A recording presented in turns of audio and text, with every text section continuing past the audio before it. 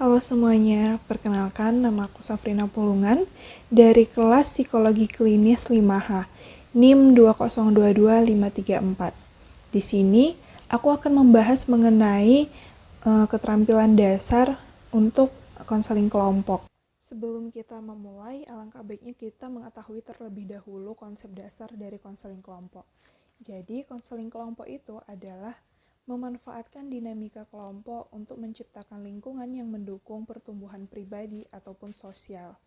Nah, Latifun juga menekankan dalam bukunya bahwasanya konseling kelompok tidak hanya memberikan kesempatan bagi individu untuk berbagi pengalaman, tetapi juga memungkinkan mereka untuk menerima umpan balik konstruktif dan belajar dari pengalaman orang lain.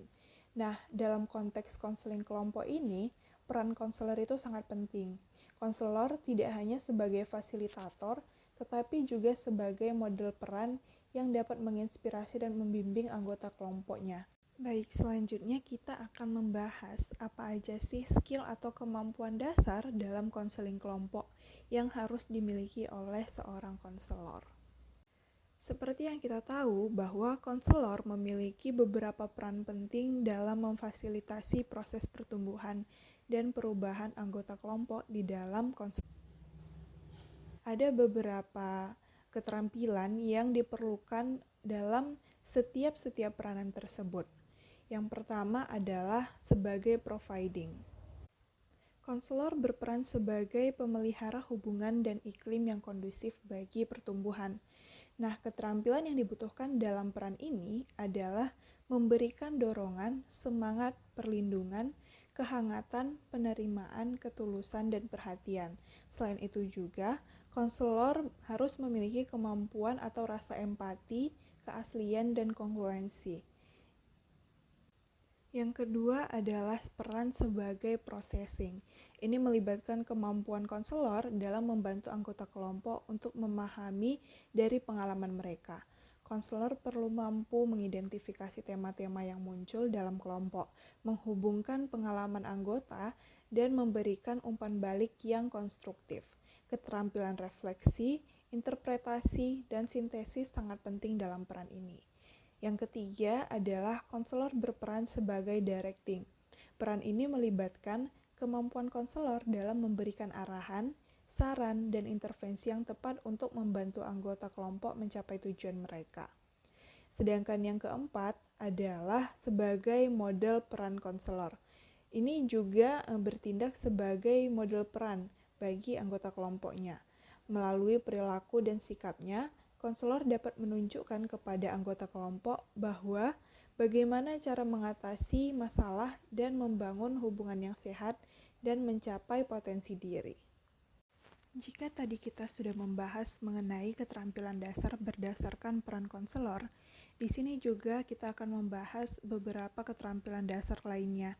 Yang pertama adalah mendengarkan secara aktif atau active listening. Konselor harus memiliki kemampuan mendengarkan secara aktif agar mereka dapat memberikan perhatian penuh pada proses konseling. Yang kedua adalah menyatakan kembali atau restanting.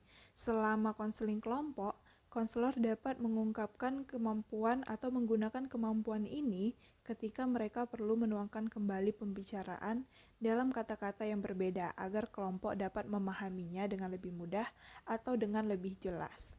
Sedangkan yang ketiga adalah mengklarifikasi. Mengklarifikasi ini dimaksudkan agar konselor dapat menemukan pembicaraan yang tidak jelas. Mereka dapat menggunakan kemampuan ini untuk memahami pesan yang tidak dapat anggota kelompok ketahui atau yang tidak dapat anggota kelompok pahami. Sedangkan yang keempat adalah meringkas atau summarizing atau bisa juga disebut sebagai merangkum. Yang kelima adalah bertanya atau questioning. Tujuan keterampilan ini adalah untuk mendapatkan pemahaman yang lebih mendalam tentang apa yang dirasakan oleh anggota kelompok. Yang keenam, menafsirkan. Keterampilan ini digunakan untuk menafsirkan pertanyaan anggota kelompok agar ia dapat memandang personalnya dengan cara-cara atau perspektif baru. Yang ketujuh adalah mengkonfirmasi. Keterampilan ini dimaksudkan untuk memastikan anggota kelompok memahami permasalahan dan diri mereka sendiri dengan benar. Yang kedelapan, merefleksikan perasaan. Konselor dapat memantulkan kembali perasaan, pikiran, dan pengalaman anggota kelompok. Ini dapat dilakukan dalam bentuk refleksi diri, refleksi perasaan, atau refleksi pikiran. Tujuan dari refleksi ini adalah untuk mendorong anggota kelompok untuk lebih memahami diri mereka. Yang kesembilan adalah dengan memberikan dukungan yang berarti untuk anggota kelompoknya. Kesepuluh, berempati, dan yang ke-11 adalah memberikan kemudahan. Memberikan kemudahan ini contohnya adalah memberikan kesempatan kepada anggota kelompok untuk menceritakan permasalahan mereka, memberikan kesempatan kepada mereka untuk saling berkembang sesuai dengan budaya mereka masing-masing. Yang ke-12 adalah kemampuan menggerakkan anggota kelompok. Keterampilan ini membuat anggota kelompok fokus dan menghindari kemacetan atau kendala dalam komunikasi selama konseling kelompok. Yang ke-13 adalah menata tujuan atau goal setting. Konselor memberikan motivasi kepada anggota kelompok untuk mencapai tujuan yang jelas, bukannya menata tujuan mereka sendiri. Yang ke-14, memberikan umpan balik atau feedback kepada setiap anggota konseling dalam konseling kelompok. Yang ke-15 adalah memberikan saran. Salah satu cara yang dapat digunakan oleh konselor untuk membantu anggota kelompok berpikir dan bertindak dalam arah tertentu dengan memberikan nasihat atau saran yang baik. Yang ke-16 adalah memberikan perlindungan. Perlindungan ini dapat diberikan kepada anggota kelompok untuk melindungi mereka dan memberikan rasa nyaman atau rasa aman kepada mereka. Sedangkan yang ke-17 adalah mengungkapkan diri sendiri. Mengungkapkan diri sendiri kepada anggota kelompok memiliki dampak yang signifikan pada kelompok. Konselor dapat memberikan apa yang mereka ketahui atau pengalaman yang pernah mereka alami mengenai topik-topik permasalahan yang diceritakan selama konseling kelompok. Yang ke-18 adalah memberikan contoh atau modeling. Sebagai seorang konselor, bisa memberikan contoh dan panutan bagi anggota kelompoknya. Anggota kelompok akan melihat bagaimana seorang pemimpin kelompok bertindak atau bagaimana konselor bertindak dan memimpin kelompok mereka dengan jujur, menghargai orang lain, terbuka, berani mengambil resiko atau kebenaran yang tegas. Yang ke-19 adalah menghubungkan. Keterampilan ini digunakan untuk meningkatkan interaksi antar anggota kelompok. Konselor dapat mencari topik diskusi yang berkaitan dengan diskusi kelompok tersebut. Yang ke-20 adalah menghadang atau blocking.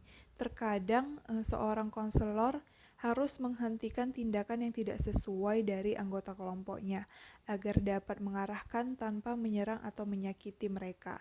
Sensitivitas diperlukan untuk menghentikan atau menghalangi. Selama penggunaan keterampilan ini, konselor tidak diperkenankan untuk menempatkan anggota kelompok dalam kategori tertentu. Sedangkan yang ke-21 atau yang terakhir adalah mengakhiri kegiatan kelompok. Keterampilan ini diperlukan untuk mengakhiri proses konseling kelompok, termasuk memberikan rekomendasi kepada anggota kelompok untuk menerapkan pengetahuan yang dipelajari selama konseling dalam kehidupan mereka sehari-hari. Keterampilan ini juga membantu konselor untuk mempersiapkan anggota kelompok dalam menangani masalah mereka di luar sesi konseling, serta bisa juga membantu mereka menemukan solusi untuk masalah mereka sendiri. Berdasarkan berbagai keterampilan dasar tadi, dapat kita simpulkan bahwa keberhasilan konseling kelompok dapat dipengaruhi oleh kemampuan konselor dalam menguasai berbagai keterampilannya. Keterampilan seperti mendengarkan aktif, memberikan empati, dan memberikan umpan balik adalah hal dasar atau fondasi dalam membangun hubungan konseling yang kuat. Baik, itulah tadi beberapa skill dasar atau kemampuan dasar yang diperlukan oleh seorang konselor dalam melakukan konseling kelompok. Terima kasih karena sudah menyaksikan video ini. Sampai jumpa lagi.